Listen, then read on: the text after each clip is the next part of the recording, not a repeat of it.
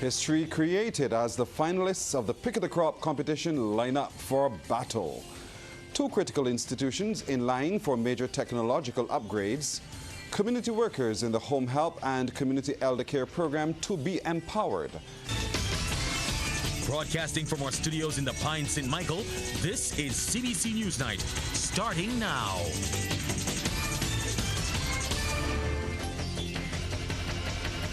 Good evening, I'm Pearson Bowen. History has been created with the announcement of this year's 18 semi-finalists for the Pick of the Crop competition. In an unprecedented development, 9 of the finalists are from one tent, the All-Stars Calypso tent, and among the 18 is a blind contender. Well, the lineup was decided through a draw this evening at Courtesy Garage. Those vying for the crown include a number of former and current junior Calypso monarchs. Well, the show comes off at the National Botanical Gardens on the 2nd of August. Number 1, Mr. DJ. 2, Kidsite. 3, Sammy G. 4, Crystal. 5, Colin Spencer. 6, Cerule. 7, Darren Holder. 8, Eric Lewis. 9, Sammy Dello. 10, Grateful Co. 11, John Yard. 12, Billboard. 13, Trinity. 14, Tay. 15, iWeb. 16, AC. 17, Imari. And 18, Biggie Imara, sorry. 17, Imara. And 18, Biggie Irie. And remember, the reserve is Kwan. Well, Chief Executive Officer of the National Cultural Foundation, Carol Roberts, says the competition is extremely important to the preservation of intangible aspects of the Crop Over Festival. And to add a bit of spice to the pot, she announced the final competition will be broadcast live and free of cost to the world. It's also important because, like no other competition or no other event, it gives us a capsule of the issues of the day. The issues and the personalities of the day creatively expressed by our musical griots to Calypsonians. Well, the winner will take home a 2024 e-powered Nissan X-Trail valued at $136,995 or a cash prize of $100,000. Well, for finalist Mr. DJ, who is blind, is a proud moment. Mr. DJ, whose real name is Granville Carter, is known for his dominance of the National United Society of the Blind Calypso competition. He intends to do his best at the finals. I feel very, very elated being chosen as one of the 18 finalists. Words cannot fully explain how I really feel, but as a person who is totally blind, I think that I have beaten the odds and I have made it in. After about 10 years singing in the Calypso tent. My preparations for the 2nd of August is that right now, I've already preparing my costume too. I'm working on my voice to get it to its optimum. I'm just doing everything that I need to do in order to make my preparations finalize. And I think when I go there, that I will do my best. Well, Eleanor Rice, the manager of the All-Stars Calypso tent, which accounts for half of the contenders, is pleased with their performance. She is hoping that one of the finalists from her tent defeats reigning king iWeb to bring home the crown. She says while the Calypsonians will put in the work to prepare for the big stage, winning the competition will not be a walk in the park. Well, joining us now, not for some expert analysis on the line, is joining us now for some expert analysis is Dr. Cleve Scott. Dr. Scott, good evening to you. Good evening, good evening. Thank you for joining us. How do you see this year's competition shaping up? Well, indeed, we have a good mix of youth and veterans. I'm particularly impressed by the offering by Trinity Clark and the young Grateful Co.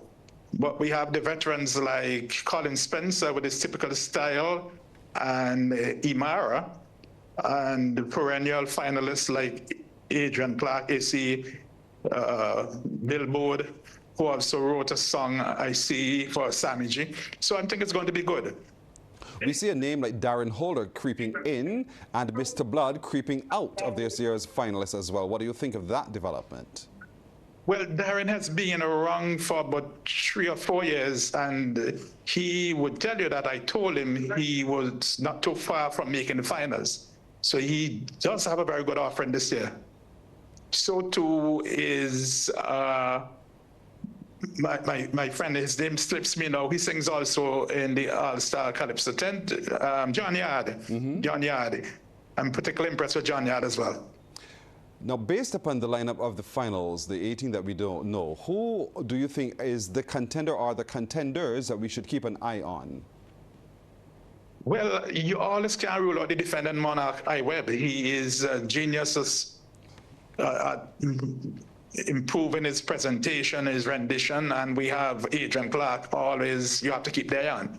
But outside of that, I would wait until the finals night to tell you. So we all got to be there at the Botanic Gardens. Are you in any way taken aback that Kwan, who himself has been quite formidable over the years, is just a reserve this year? Well, I always say in these competitions, the way we go about judging, you can have statistical error. So I think he's a bit unfortunate to be on the outside. And one or two others, but it's the nature of the game. So I hope he doesn't give up and comes again next year. Any notable omissions, though, for you that you think ought to have been there, given how you've been exposed to the whole competition for the season? I wouldn't say so. I had one or two personal biases, but I wouldn't say so. I think all in all, we had a very good season. All of the bands played well.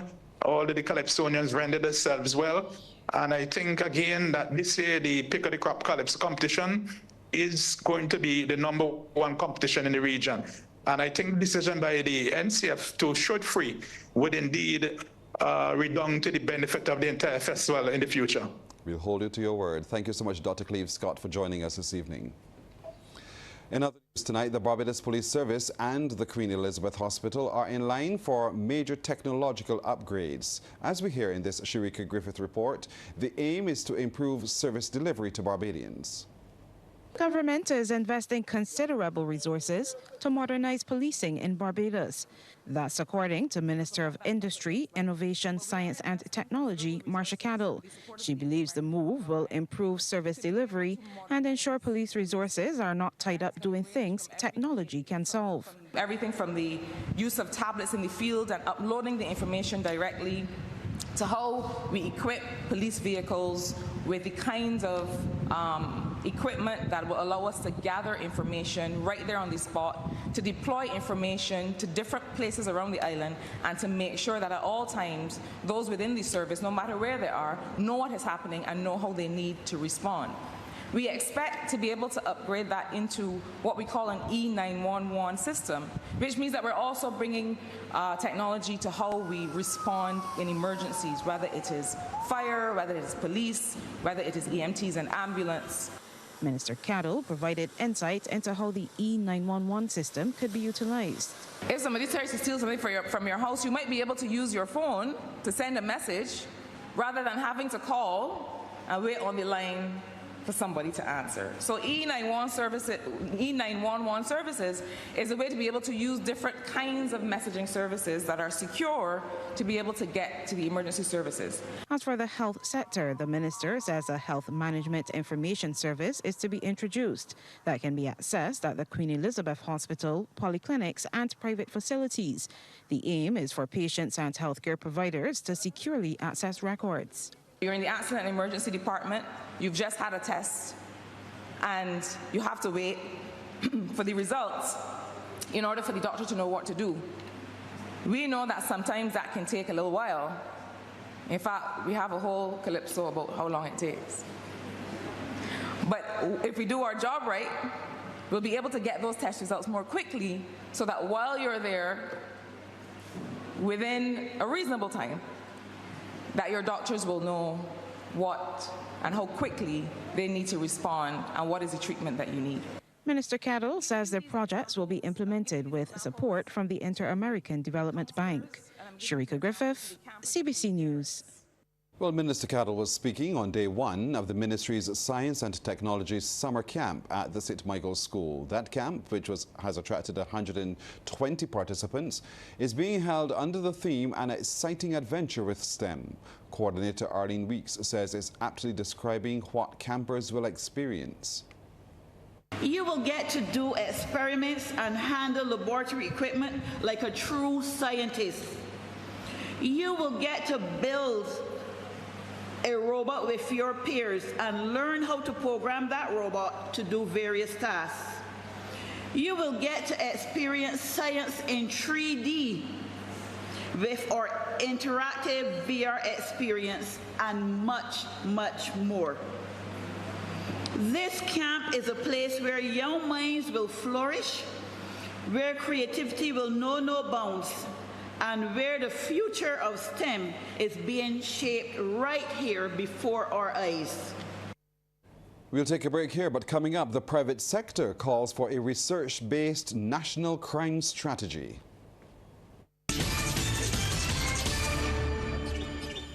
The Barbados Private Sector Association is calling for a national crime strategy backed by research to be advanced urgently. Chairman Dr. Tricia Tannis made the call this afternoon during a press conference, noting that the body is concerned about the recent crime wave. She says a whole-of-society approach, including criminologists, sociologists, the youth and others, is needed to fully address the matter. I'm calling, though, for a strategy, a national strategy, where all of us get in the room. We've done it almost like a war cabinet from time to time. We did it many times during COVID, and it was very very riveting to see, not just the private sector, the social partnership, but the broader social partnership, where we had civil society also sitting around the table. We had the church, we had, other NGOs and so on, and I think we need to do that very urgently. And we have to kind of figure out, okay, what role does the private sector play? If you want us to sponsor it, what do you want us to sponsor, right? Do you want us to open internships? Do you want us to, where do you want us to play on that trajectory? Dr. Tannis adds the BPSA is willing and ready to play its part in the anti-crime fight, and it has been encouraging the wider private sector to get involved in some form or fashion. As a socially conscious association, the BPSA will encourage our members to understand and pursue strategies designed to increase investment in youth programs to provide positive alternatives and opportunities for our youth and at-risk individuals, support for mental health and addiction treatment services to address some of the root causes of criminal behavior, support reviewing and strengthening of existing gun control measures to ensure responsible ownership, and to identify and eliminate the practice of illegal weapon importation in this country. The Ministry of People Empowerment and Elder Affairs and the National Transformation Initiative are on a mission to empower community workers, specifically those who work in the Home Help and Community Elder Care Program. It's a result of a memorandum of understanding between the National Assistance Board and the National Transformation Initiative. Now, those workers will join over 800 staff of the Grantley Adams International Airport, who were the first cohort to be involved in this program. Rachel Agard attended the signing and filed this report. Workers in the Home Help and Community Elder Care Program will soon be more equipped to deliver better care via soft skills to their clients. This is being made possible through a National Assistance Board and the National Transformation Initiative Memorandum of Understanding that will allow for this training. Minister of People Empowerment and Elder Affairs Kirk Humphrey says with the impending amalgamation of social services, this training will augur well, and it is his hope that all staff will be trained, including the permanent secretary and the minister. My biggest concern right now is that as the traditional mechanisms of care that are supposed to be foundation of a society, family and extended family, or people just caring within the family, as those things begin to erode, that there's going to be a need for us in the state to play a different role, and that changing role of the state now has to become part of the conversation. I think we built a society with the assumption that the family would carry a significant part of the burden. And what you are seeing every day in different manifestations is that the family is no longer playing that role. Director of the NAB, Colleen Walcott, says this initiative was informed by an independent client satisfaction survey. The common theme really coming out of that survey was the need for training, but training, not necessarily technical training.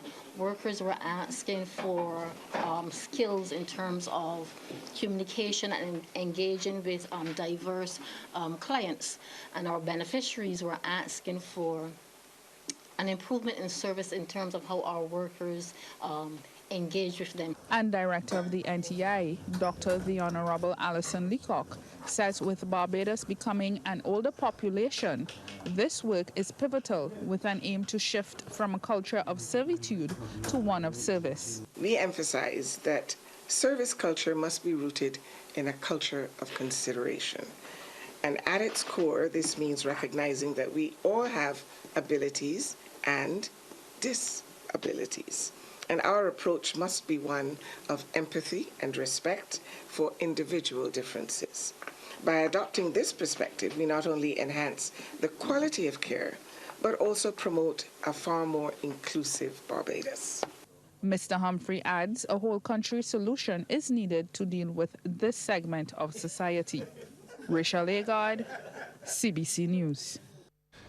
The National Council on Substance Abuse continues to help children and their parents prepare for the transition from primary to secondary school. It's doing so through its Project SOFT, Safeguarding Our Future Today camp. Substance Abuse Prevention Officer Makita Bourne says Project SOFT targets students who recently sat the 11+ exam. It will run from September the 1st to the 7th at the Eastern Caribbean Bible Camp in St. Philip.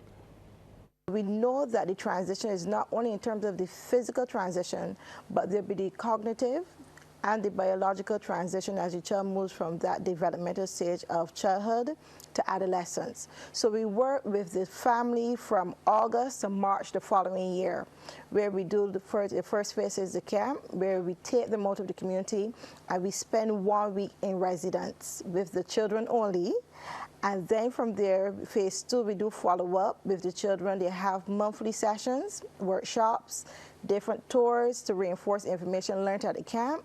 And then we have a 12-week program for the parents and guardians of these children so that it is holistic.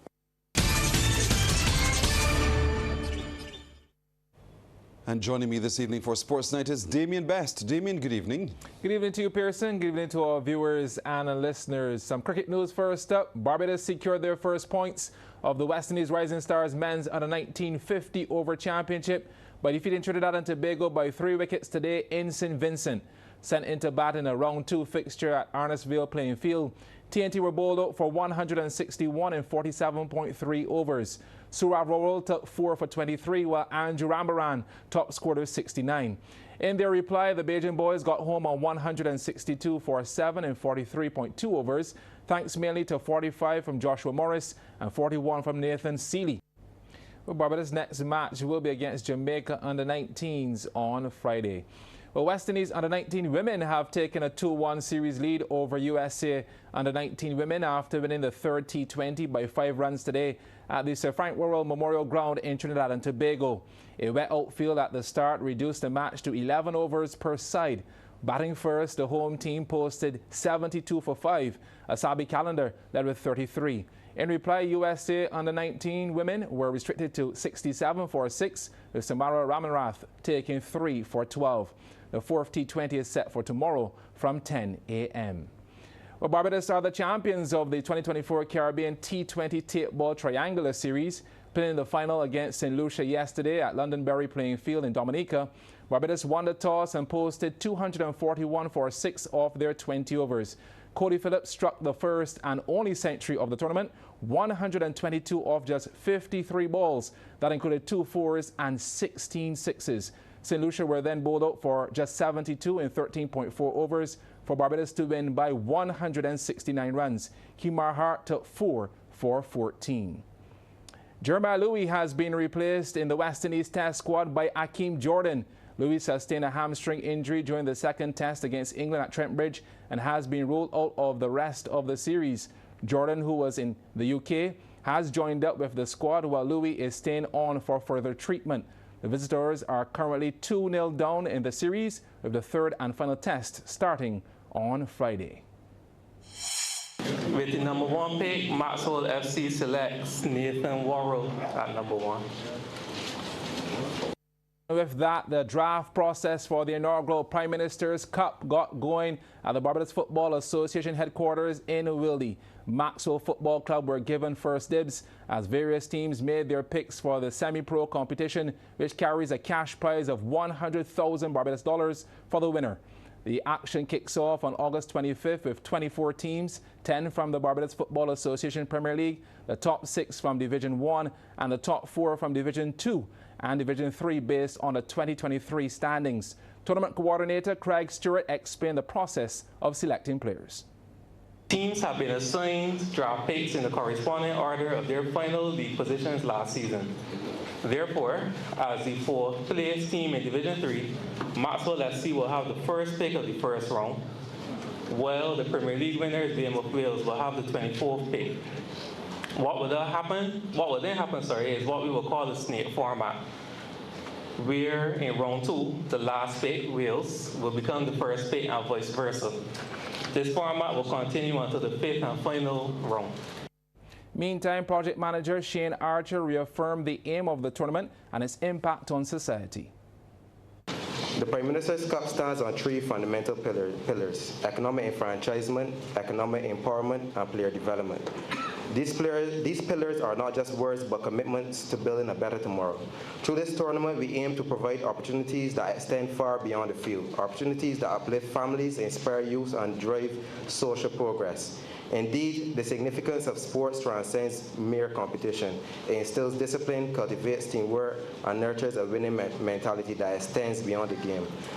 As players, you bear the responsibility of becoming role models, not just in your athletic prowess, but in your character and commitment to excellence. The full list of players selected during the draft process will be finalized this weekend.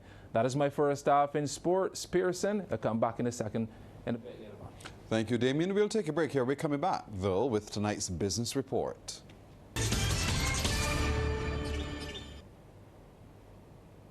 In business tonight, Chief Executive Officer of Sagicor Bank, George Thomas, says the bank was designed to be on the cutting edge of technology. He was speaking on the sidelines of the 44th Annual Review Seminar of the Central Bank of Barbados, underway at the Radisson Aquatica Resort. Trevor Thorpe reports. Mr. Thomas said Sagicor Bank is on the cutting edge of technology as it was designed to be. As a society, we are driving in the right direction. The CEO said as the bank celebrates its first year, 17,000 clients have been attracted to the digital operation, but it's work in progress.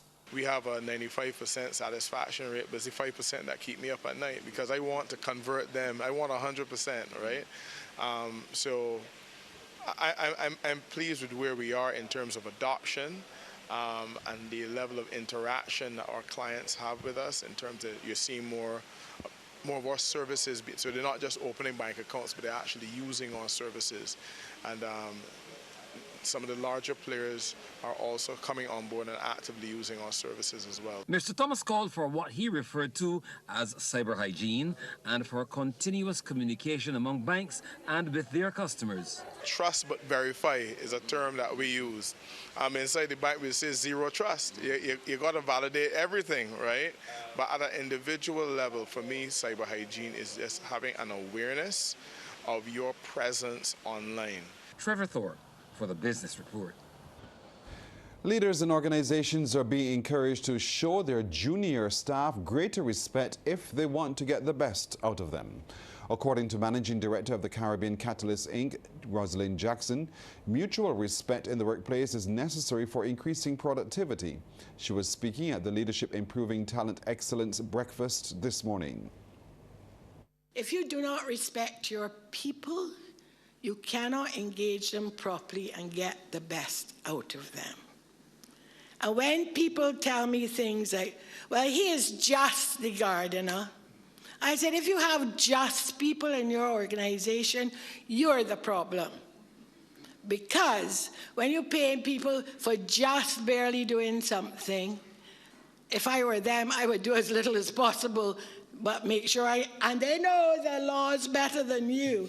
So when they cannot, they will know when to pull back, right?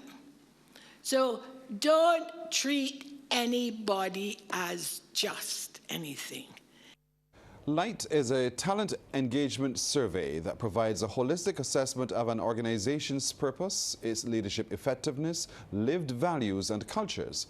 Employees from 20 companies participated in the survey. Ms. Jackson says while the results also show the need for flexibility, trust and proper communication in the workplace, employees want to be treated fairly. We have to understand what people are bringing to the table and how we treat with them to get the best out of them, okay? And when we're treating people fairly, then we can hold them accountable. And that accountability will lead us to better success. Because once you're clear on expectations, that's how you get the productivity you want. Time now for tonight's trading report. In Jamaica, the Cinco Group Limited ordinary shares with 2,210,502 units was the volume leader, followed by Trans-Jamaican Highway Limited and Victon Wind Firm Limited ordinary shares. In Trinidad and Tobago, Massey Holdings Limited was the volume leader with 98,074 shares changing hands for a value of Trinidad and Tobago $353,473.84, followed by First Caribbean International Bank Limited. And here in Barbados, Goddard Enterprises Limited was the volume leader, trading 6,530 shares at Barbados $2.95 each, and they were followed by First Caribbean International Bank and West India Biscuit Company Limited.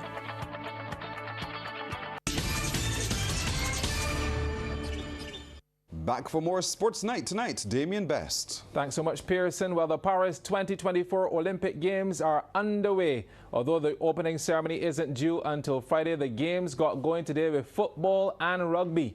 In one of the results, FIFA World Cup champions Argentina lost their opening Group B game to Morocco, 2-1.